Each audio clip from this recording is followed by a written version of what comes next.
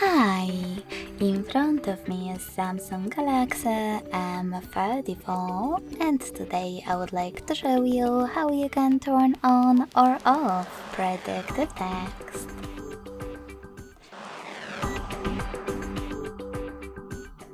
You need to begin by going into settings and scrolling all the way down to access general management.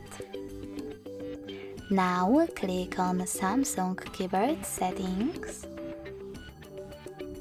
and tap on the blue sweater next to predictive text to turn it off.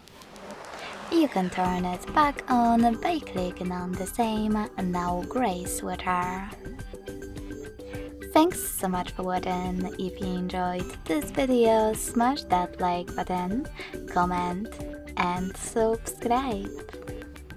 Bye!